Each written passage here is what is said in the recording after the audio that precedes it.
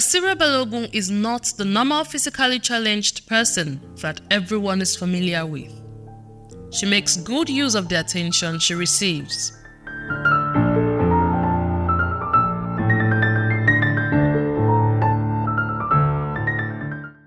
Most people with cerebral palsy find it difficult to control their voluntary muscles or to walk. It's a congenital disorder. That means someone is born with it and it affects the brain, but the manifestation is usually in the physical, meaning the part of the brain that affects the muscles is the one that is affected. Cerebral palsy majorly affected my limbs and a bit of my hand, meaning that I can't really use my legs.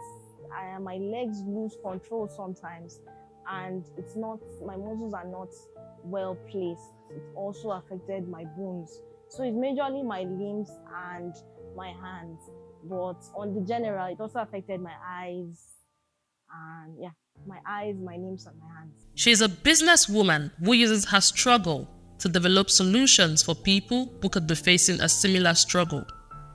Basirah has helped many ailing individuals get relief. Cerebral palsy has made me focus more on myself, because living with cerebral palsy also gave me a bone condition, which is arthritis. So I was diagnosed with arthritis as early as age 12, and that made me look for a natural solution to arthritis management, because I couldn't continue living with drugs. My product is an ointment. That means it's topically applied. It's applied and it reduces pain and inflammation. The focus of the product is just to be able to give relief to the pain and the swelling. And because once the swelling goes down and the pain goes down, you realize that you can use your joints more, and the stiffness too. Cerebral palsy makes your joints very stiff, so it reduces that stiffness too. At some point, I did not believe I could do it.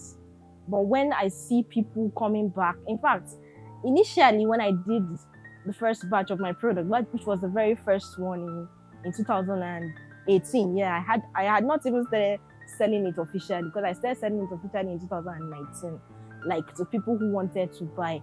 But in 2018, when I did it and I just dashed people, gave it out, they came back and they were like, "Basirah, how much is the thing you gave me?" And I said, "I don't know, I'm not selling it."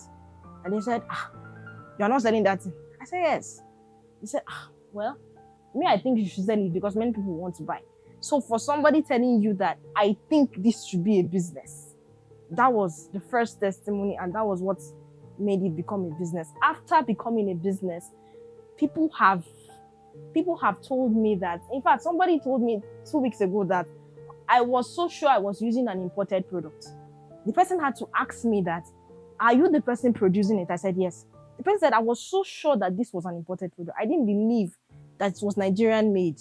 So those are the kind of things that pushed me. Mind you, there have been negative feedback too, but negative feedback in such a way that, because of the fact that some cases of arthritis can be autoimmune, which I was not so conscious of when I started. I only had myself to work on. So when I realized, okay, there's an autoimmune version of arthritis, we have to go back and keep improving. And that's why I say there'd be negative feedback too that has helped me improve. Her motivation started with a quest to get natural solutions for her challenge, and this has grew into getting solutions for other people.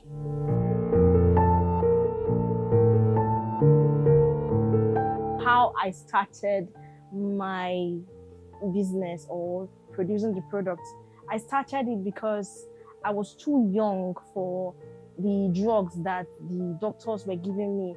These drugs were working, yes, they were working, but the side effect was too much for my body. So I couldn't cope with the side effects of the drugs. And at some point, I just knew that the side effect was becoming more than the symptom itself. So I tried to look for something that would be better off and would be natural. And that's how I started producing my own ointments, which I've been doing ever since then. Okay, I majorly started research because there was something I needed to improve on. This was me going for therapy every day, and I could see my doctors using shea butter, and they said shea butter is very good. It will help your bones at least get softer. And I just thought to myself, okay, shea butter is good. Yes, I use shea butter because they told me to use it, but the time at which shea butter takes to penetrate was too slow. I'm a young person and I have a life to live. I can't sit down and wait for 2 hours before I feel the relief. So that was why I felt like, okay, I could research and find how to, whatever is in shea butter that works, I could research and try to make it better. So this was me focusing my research on getting the inflammatory level, the anti-inflammatory level of shea butter to be double or triple, depending on how much it could get. I didn't know how much it could get at that time, but I was ready to keep on researching till I got something super, which I did.